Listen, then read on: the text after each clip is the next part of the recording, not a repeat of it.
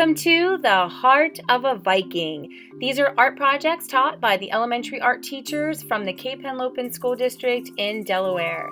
We hope you have fun, create imaginative works of art, and make sure you share them with someone because after all, visual arts are meant to be seen.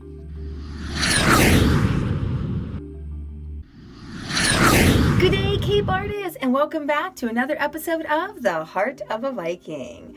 So this is our last time coming to Australia. Next week we're going to a different continent. So in Australia for the last time, Mama Roo, Baby Roo, you're late for our video. You were where? At the Sydney Opera House? What were you doing there? You were performing at the Sydney Opera House? That's so impressive. You were singing and playing instruments? That is so cool. So boys and girls, the Sydney Opera House is a beautiful, world-famous concert venue. Have you ever heard of it? Well, you know what? Stick around for a few moments and you'll get some really cool information and get to see how beautiful the Sydney Opera House really is. The Sydney Opera House is a concert venue on the shores of the Sydney Harbour in Sydney, Australia. It's shaped like the sails of a boat. Many concerts and events take place here, with 200 performances a year presented by Opera Australia, Australia's national opera company. It's a very famous tourist attraction. The Sydney Opera House is out in the ocean. It's like a peninsula, just like Delmarva. The land where the Sydney Opera House stands is called Bennelong Point. Bennelong Point was first home to Fort Macquarie.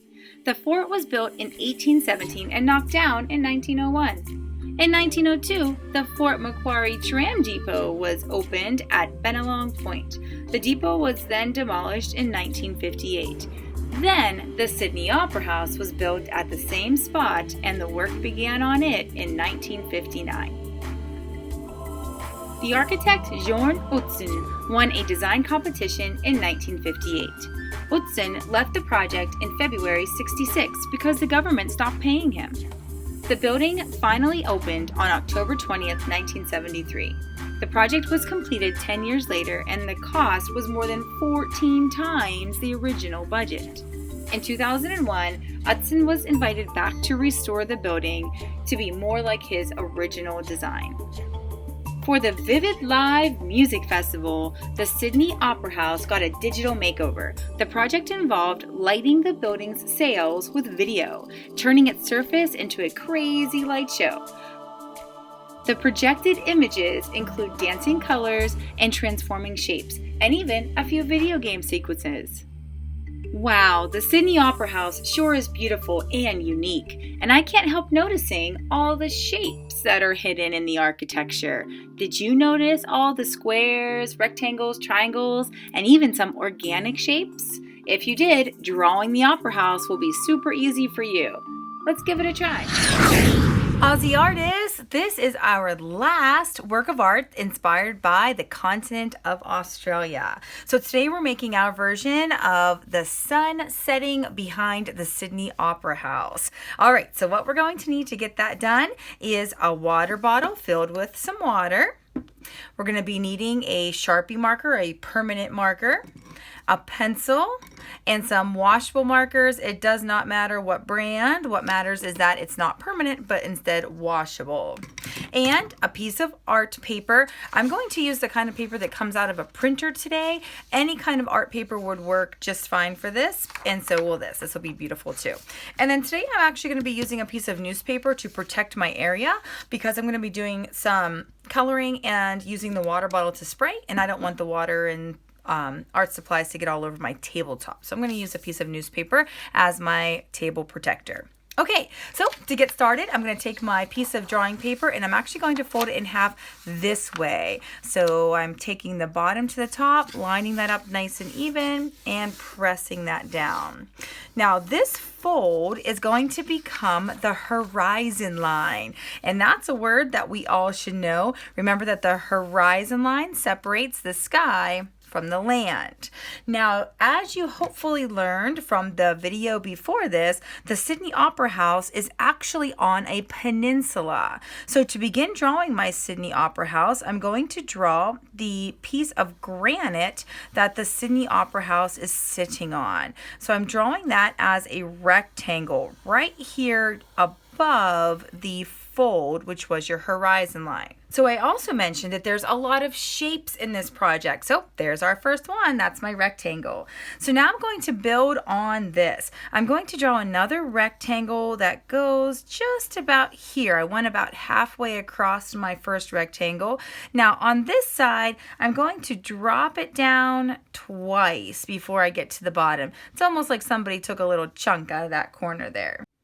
Sitting on top of that, I'm going to make 2 triangles like that. Looks like there's a little mountain sitting on top. Next, I'm going to draw a little rectangle right about here. Stretches a little ways across. Another little rectangle here. And then finally, a small rectangle here. And I left a little space in between because there is a really cool like half triangle that goes like that. And I need to erase that little part of that one rectangle that is inside of my new triangle I made. Sitting on top of this rectangle is another triangle. And then finally, one more sitting on top of this guy. This one's going to come up, down, back up, and it's going to reach all the way over and bump into this guy. Perfect. So that's like the lower level, that's like the building part. Now we're going to be making the sails, the part that look like boat sails. So I'm going to start right here above these 2 triangles that I said look like a mountain, and I'm going to draw a line that goes up and up, very similar to a triangle, except I kind of curved the edges there. They weren't perfectly straight like my other ones. Coming from this side of this triangle, I'm going to make the first sail. Goes out and it scoops back and it goes all the way to here, right there at the top where someone ate a little chunk out of our base. I need another one of those, but bigger on this side. And this time it scoots over this way and then comes back and down to here. A little bit bigger than that one. Now this one is going to be right here. It starts right about here, about halfway up this tall one. It goes out. And this one curves down and bumps into this line. It's the line that's stretched across and bumped into that one triangle. And now one more. Right here, out, and bump into these little ziggy-zag shapes. Fantastic. I'm also going to finish tracing my horizon line right here and right here. And on top of those, I'm actually going to draw a little bit of land. So this might be land that's back in the distance, some trees that might be back in the distance, or it might be the land that it's connected to. Okay, I'm going to put my pencil away and switch to my Sharpie marker, my permanent marker. And I'm going to trace everything I just drew.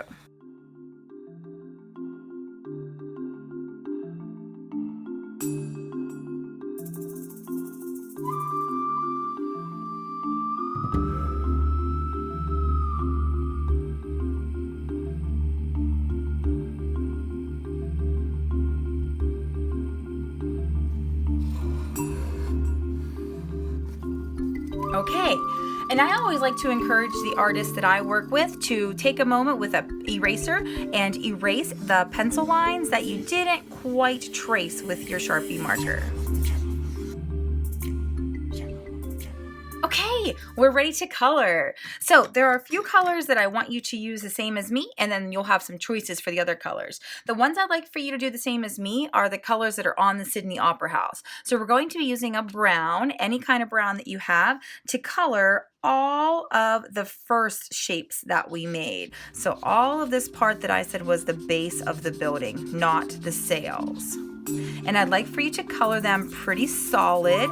Fill in almost all the space. If you miss a little spot and leave one little white area, it's not going to be a huge problem this time.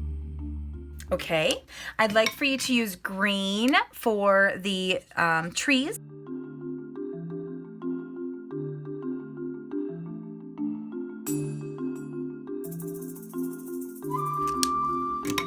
Okay, and I'd like for you to use gray for the sails on the Sydney Opera House. So let me just take a moment to explain what I've done so far. Everywhere that I've made very dark like this is where there is a shadow being cast. So the sun is unable to reach from behind the Sydney Opera House and shine onto all the parts. There might be a little sun hitting the top edges in here, but on these very front portions, there wouldn't be any of the sun hitting it. So that's why I made those dark. Now, using a marker to make a lighter space is a little bit tricky. I'm going to basically just float the marker above this space, and I don't have to color it all in. I just need to give a hint of gray on these other parts that are left over. Like that. Then I'm going to move on to my sunset. So I always like to start my sunset with my yellow. I'm going to imagine that the sun is right behind my Sydney Opera House. So I'm going to color the most yellow right here. Really color that in. The more color you put on your paper now, the better the end picture will be.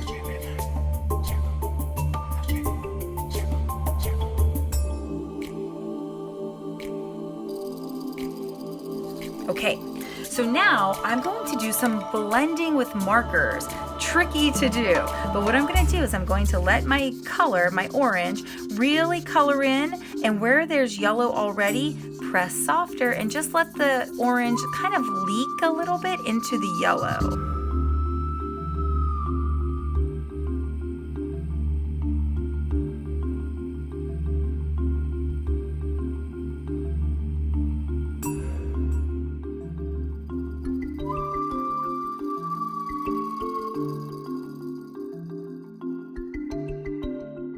And now I have 3 colors left if I can fit them. I was also going to include red, purple, and blue. Let's see if I can fit the last 3 colors in here. So red is next. Red's going to go a little bit onto the orange, kind of doing what the orange did to the yellow.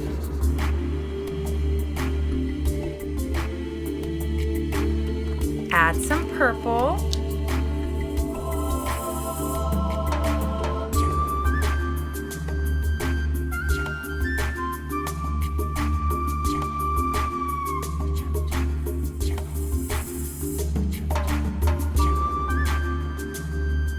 And then whatever space is left over gets to be blue. Okay, so now before I go any further, this part's really important. I want to make sure that in my sunset that I don't have any white spots left. I actually do see a few white spots here. I'm gonna be a little white spot detective, and I'm going to find some of those white spots that I accidentally left and fill them in.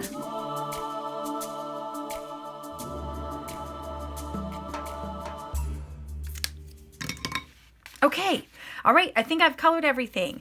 All right, so here's the fun part. So I'm going to make sure that I'm on my piece of newspaper now, and I'm going to get my water bottle, and I would like to spray water on the whole top half. Everywhere that's up here is going to get sprayed with the water. You want to give it a good soaking. You want to be able to see the water kind of floating on top there. Looks nice and shiny. I know it's wet. Quickly, before any of that dries, I'm going to close this over. Whoops, it was a little crooked. There we go. Close this over and press it down. You're going to see some of the color coming through, but I actually want to see all of that coming through. So here where it still looks really white, it's not wet enough. So I'm going to take the water on this side this time, add some extra water here. Wherever it still looks really white, like the paper looks dry. There we go. Excellent. And give it another press. Yes, your hands are going to get wet, but you're going to be okay, I promise. Careful not to rip your paper. We're just sort of pressing it down. Then you can open yours up very gently so as not to rip the paper. Let's see how this looks. And now I have my beautiful sunset behind the Sydney Opera House and the reflection in the water. Isn't that just beautiful? So we're just gonna let this dry a little bit, and I'll be back with you in just a few moments as soon as it's dry. All right, there it is. What do you think? Isn't it beautiful? It absolutely looks like the beautiful Sydney Opera House with the sun setting over the water that's in front. I hope you and your family enjoy this for a long time. I think it's just beautiful. I hope you enjoyed learning about Australia this week. I know I sure did. Those emus and those birds. Oh my goodness, everything was so amazing. Have a great rest of your day, and I will see you the next time here at the Heart of a Viking.